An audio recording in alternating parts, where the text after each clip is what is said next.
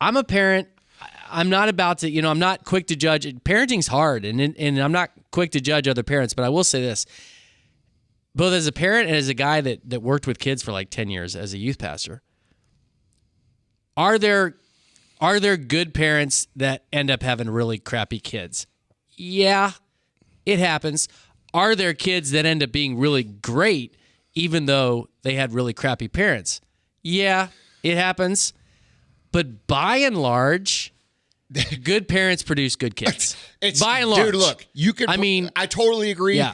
And Vaughn, you can break every fucking thing down to general math if we're being honest. Like, if you do certain things with your kids will turn out a certain way. Right. If you do certain things in your career will turn out a certain way. Mm-hmm. The problem is people live in the anomaly zone, so to speak, right? Right. Like they take the one circumstance or the one situation where things, like for example, I run into this all the time because of the entrepreneur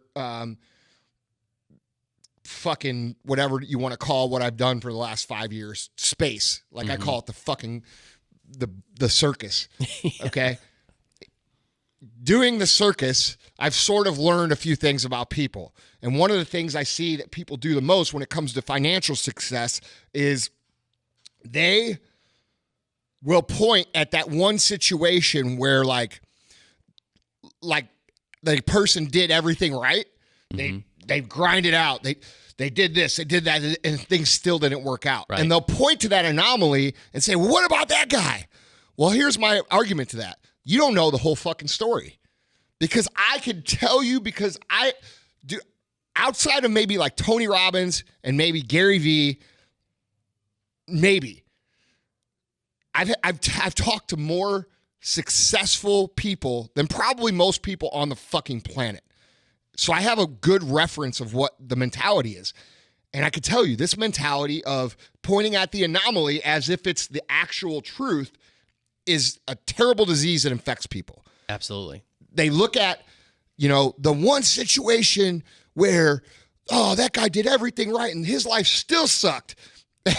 And then what they do that to justify their own lack of action and their own thoughts and their own drive and their own unwillingness to do the actual work, right? So, because if they admitted that, okay, that's an anomaly, that means they have to admit that the reason they are where they are is just because they didn't do what they were supposed to do, right. Which is a painful thing to do, right? Absolutely. What you're talking about is a tried and true principle in the history of the American political scene up until recently, which is that all the major philosophers, all the major political theorists always said exceptions make bad policy. You don't make policy based on the exceptions. And you never do that. Most American people, and I can't speak for the people around the globe, but I'm saying most American people do that with their lives. Oh, absolutely. They make policy around the exceptions. Right. Absolutely. With their life. But don't you think, Andy, we do this, people who don't really take time to think, we do this all the time in our own lives. Like we might, let's say you meet somebody and it's the only person from Poland you've ever met in your life, and that person ends up being a total jerk. Well, then you go around saying, man, all Polish people suck. I'll give you a real life example. Yeah. What's the reputation of French people? Snooty. They're rude. Yeah. Dude, I've been to France like 10 times. I think they're some of the coolest motherfuckers I ever met. Yeah. You know what I'm saying? Yeah, no, that's exactly. But dude, I don't buy into people's rules about things. I like to experience things on my own. So like when someone says, oh, dude, first of all, they're going to tell you every time you go to France, they're going to tell you two fucking things. They're going to tell you, one, the people are snotty and rude. And then they're going to say, two, the girls have long armpit hair. They're going to say those things. The girls don't have good hygiene. Well, I can tell you that both those things are fucking lies. Yeah. Okay? If I had accepted that, which is the stigma around France and their culture, I wouldn't have enjoyed myself the way I did every time I went there. Right. You know what I mean? Right. No, and totally. How many people miss out on their life because of bullshit that Joey and Tony and Bobby from the old neighborhood tell them about life when those three motherfuckers don't know shit.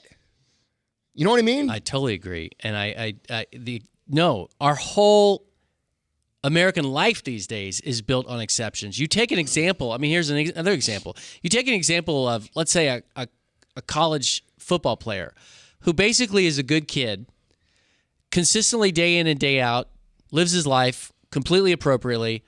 Oh, but then they find out that at some point during his 8th grade year, he used a racial slur on Twitter. That's the exception, not the consistent tenor of his life. Right. And yet, what do people do? They fucking destroy him. They destroy him. Yeah. They use the exception basically to draw. Like none of the motherfuckers who fucking are out there destroying him have ever done anything that they regret at fucking 12 years old. Right. But that's how we. Now, I'm not excusing people's ignorance, obviously, but let's be fucking real. No. Every motherfucker listening right now, all of you, have said shit in private that you would not say in public. Oh, all of you have. Absolutely. Because you know that you would be destroyed for it. I've never jumped on someone's bandwagon to tear someone down, no matter what the fuck they did, because I know that, you know what? I'd be a hypocrite if I did that, because I've done shit when I was younger that I was embarrassed of. I've done shit when I'm older that I was embarrassed of. Everybody does shit they're embarrassed of. And sometimes it's things that you don't like and don't understand. But what you should understand is that, dude, everybody's growing. Everybody's learning. And if you want people to actually get better, stop trying to destroy them for every fucking mistake they make. Like, dude, I cannot stand these motherfuckers on social media who make a name for themselves by just calling everybody out. Like, oh, I'm going to call it good. Fucking do it. I don't care. Oh, I'm going to call you out. That's the weakest shit I've ever fucking heard in my life. And by the way, when you do that shit, let me tell you something. Eventually, someone's going to do it to you, and it's going to be 1,000 times worse. So just remember that before you do it. People, dude, you know, I believe that karma is a real thing. I'm not a Buddhist or, you know, anything like that. But I have seen in my life too much evidence to believe that it doesn't exist. Good things generally happen to good people. This is exactly what I was talking about a minute ago. If you do good, generally good happens. You may not be a super billionaire, and you may not be, but you're going to have a decent life. You know what I'm saying? If you do bad, your life's going to suck. It's pretty simple. I believe that. Do you believe that? Yeah, I do. Are there exceptions? Yes. Yeah, there are exceptions. I guess I would tweak that and just say, well, no, let me put it this way. If you I mean, one of the reasons that I am a Christian and I believe in the Bible is that I believe that the principles in the Bible work. I mean, you treat people with kindness, you work hard, a lot of the things they talk about in the 10 Commandments. If you follow those, you form a character that ends up contributing to your overall success in life. The only thing I would say, and I'm not trying to be an asterisk hole, is that I do think that the mystery of the universe is sometimes good things happen to crappy people, and sometimes bad things happen to good people. I'm not saying that. Yeah, no, but on balance, I agree with you. I'm not saying that bad things don't happen to great people, because they do. Yeah. That's not what I'm saying. I'm saying generally people who are good and attempt to do what's right generally have much less bad happen to them than people who don't do that. Yeah, I think that's true. I think that's true. Yes. Yeah, no question. I mean, yeah, for sure. I mean, again, going back to basic principles that not just in the Bible, but that are generally held by all religions, basic codes of morality.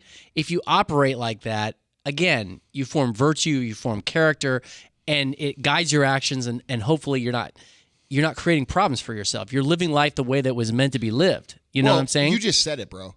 Create problems for yourself. Yeah. That's what happens. Yeah. And people do bad things, then problems appear, and then they look at God and they say, why do you hate me? Right. Bro, God doesn't hate you. You hate you. Right. You know what I'm saying? Like, do a little bit better, and a little bit better shit's going to happen to you. Do a lot better, and your life isn't going to turn around in one day. Right. We're talking about, but in 6 months or a year, fuck.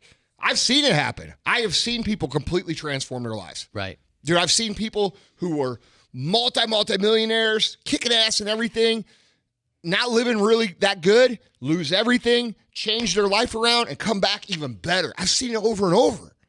So I can't, you could point out all the little exceptions to that you want to, But you're not going to convince me that karma isn't real.